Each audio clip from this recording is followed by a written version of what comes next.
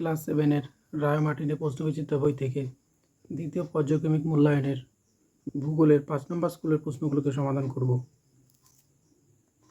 একের প্রথম প্রশ্ন, শিলাস্তরে ভাঁজ পড়ে যে পর্বত গঠিত হয় তার নাম ভঙ্গিল পর্বত। দ্বিতীয় প্রশ্ন, পম্পাস সমভূমি দেখা যায় দক্ষিণ আমেরিকায়। 3 নম্বরের প্রশ্ন, গ্র্যান্ড ক্যানিয়ন সৃষ্টি হয়েছে যে নদীর উপর, তা হল কলোরাডো নদী। বদ্বীপ গঠিত হয় নিম্ন গতিতে। মাটিতে বাতাস থাকে 25%। 6 নম্বরের প্রশ্ন, ইস্পাত কারখানায় ব্যবহার করা হয় চুনাপাথর। 7 নম্বরের প্রশ্ন, গ্রস্ত উপত্যকার মধ্য দিয়ে প্রবাহিত হ্রদটি হল অ্যালবার্ট। 8 নম্বরের প্রশ্ন, ড্রাকেন্সবার্গ পর্বত থেকে উৎপন্ন নদীটির নাম হল অরেঞ্জ। পৃথিবীর দীর্ঘতম নদী হল নীলনদ। ভিক্টোরিয়া জলপ্রপাত রয়েছে জামবেজি নদীতে। 2 এর প্রথম প্রশ্ন, ফ্রান্সের ভোজ কোন ধরনের পর্বত? স্তূপ পর্বত। দ্বিতীয় প্রশ্ন, যে নদীতে সারা বছর জল থাকে তাকে কি বলে? নিত্যবহ নদী। দুটি নদীর মধ্যবর্তী স্থানকে কি বলে? দোয়াব। 4 নম্বর প্রশ্ন, আগ্রা শহরটি কোন দুটি নদীর দোয়াব অঞ্চলে অবস্থিত? গঙ্গা ও যমুনা। 5 নম্বরের প্রশ্ন, তাজমহল কোন শিলা দিয়ে তৈরি? মার্বেল। 6 নম্বরের প্রশ্ন, অ্যাটলাস পর্বতমালায় সর্বোচ্চ শৃঙ্গের নাম তৈবকল।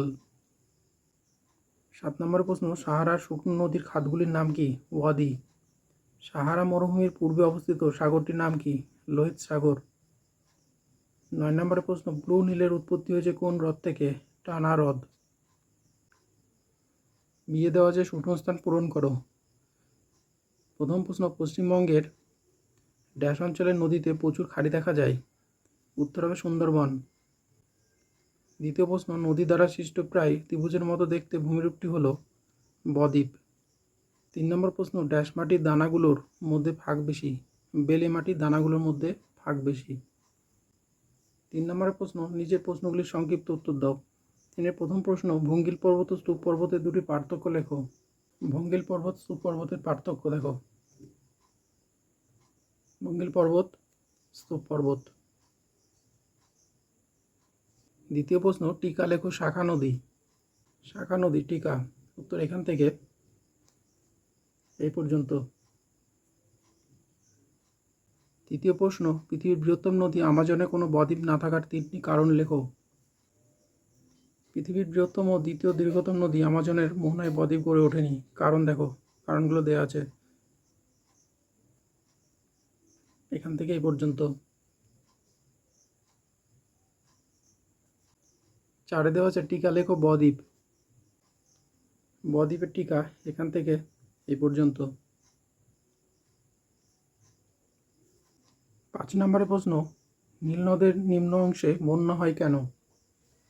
ইথিওপিয়ার পার্বত্য অঞ্চলে ভারী বৃষ্টিপাতের কারণে নীল নদের জলের স্তর বেড়ে যায়। গ্রীষ্মকালে বরফ গলার কারণে নদীর জল বৃদ্ধি পায়। নদীর নিম্ন অংশের ঢাল কম থাকার কারণে জল ধীরে চলে এবং বন্যার সৃষ্টি করে। পরের প্রশ্ন, টিকা লেখো ভেল্ড। ভেল্ডের উত্তর দেখো এখান থেকে এই পর্যন্ত। 4-এর প্রথম প্রশ্ন, আগ্নেয় পর্বত কাকে বলে? উদাহরণ দাও।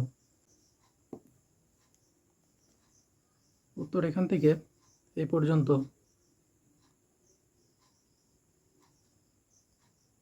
4-এর দ্বিতীয় প্রশ্ন, গিরিখাত ও ক্যানিয়ন কাকে বলে? উদাহরণ দাও। গিরিখাত কাকে বলে? উত্তর এখান থেকে এই পর্যন্ত। আর উদাহরণ দেখো দেওয়া আছে, যেমন নেপালের কালীগণ্ডকী নদীর গিরিখাত, এর অপর নাম অন্ধগালসি, যা পৃথিবীর গভীরতম গিরিখাত। 3 নম্বরের প্রশ্ন, 3টি প্রাচীন সভ্যতার নাম লেখো, সেগুলি কোন কোন নদীর তীরে গড়ে উঠেছিল? 3টি প্রাচীন সভ্যতা, সিন্ধু সভ্যতা, মিশরীয় সভ্যতা, সুমেরীয় সভ্যতা। সিন্ধু সভ্যতা সিন্ধু নদের তীরে গড়ে উঠেছে। মিশরীয় সভ্যতা নীল নদের তীরে গড়ে উঠেছে। সুমেরীয় সভ্যতা টাইগ্রিস ইউফ্রেটিস নদীর তীরে গড়ে উঠেছে। 4 নম্বরের প্রশ্ন, মাটি সৃষ্টিতে ভূপ্রকৃতি ও জীবজগতের ভূমিকা লেখো। উত্তর এখান থেকে এই পর্যন্ত। 5 নম্বরের প্রশ্ন, পূর্ব আফ্রিকায় গুরস্থ উপত্যকা সৃষ্টি হয়েছে কেন? পূর্ব আফ্রিকায় গুরস্থ উপত্যকা সৃষ্টি হয়েছে কেন? উত্তর এখান থেকে এই পর্যন্ত। 6 প্রশ্ন, মিশরকে নীল নদের দান বলা হয় কেন? উত্তর এখান থেকে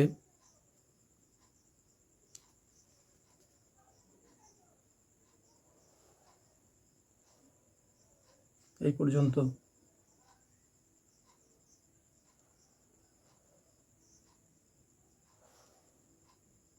5 প্রথম প্রশ্ন, লাভা সমভূমি ও লোহের সমভূমি সম্পর্কে বর্ণনা করো। লোহের সমভূমি, দেখো লোহের সমভূমি এখান থেকে উত্তর এই পর্যন্ত। লাভা সমভূমি উত্তর এখান থেকে এই পর্যন্ত। দ্বিতীয় প্রশ্ন, নদীর নিম্ন প্রবাহে গঠিত ভূমিরূপগুলির আলোচনা করো। উত্তর এখান থেকে